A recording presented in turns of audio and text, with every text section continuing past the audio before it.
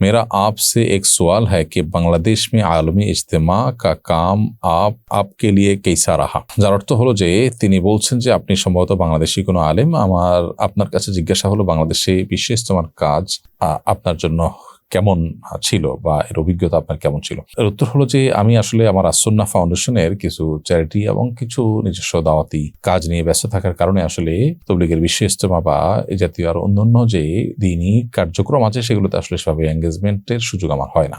তবে ছাত্র জীবনে এই ইজতেমাতে আমি গিয়েছি, সেটা নিয়ে আমার নানান মিশ্র অনুভূতি আছে। বাংলাদেশে মানুষের মধ্যে দিনই চেতনা আছে, তারা এখান থেকে বিশেষ করে অনেকের মধ্যে দিনই প্রেরণা তৈরি হয়, সেটা যেমন ভালো, তেমনিভাবে এটার মধ্যে নানাবিধ সংস্কারের প্রয়োজন ছিল এবং নানাবিধ আপনার আপত্তিকর যে সমস্ত কথাবার্তা একসময় আমরা শুনেছি ছাত্র জীবনে, সেগুলো তখনই আলোচনা হয়েছে।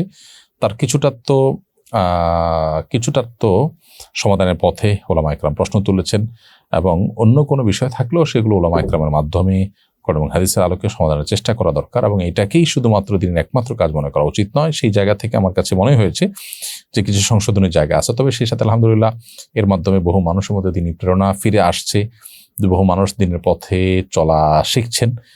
এসব জায়গা তো অবশ্যই অ্যাপ্রিসিয়েট যোগ্য। আর এই বছর বিশেষ করে বিশ্ব ইজতেমার প্রস্তুতি আমি যতটুকু জানি, খোঁজখবর নেওয়ার চেষ্টা করেছি, জেনেছি যে যথেষ্ট হয়েছে। আল্লাহ রাব্বুল আলামিন আমাদের প্রত্যেকটা কাজকে সুচারুরূপে সুন্দরভাবে কোরআন এবং সুন্নাহর আলোকে আল্লাহ সন্তুষ্টির জন্য করার তৌফিক দান করা এবং মুসলিম উম্মার হেদায়েতের জরিয়া বানায় দেন এগুলোকে।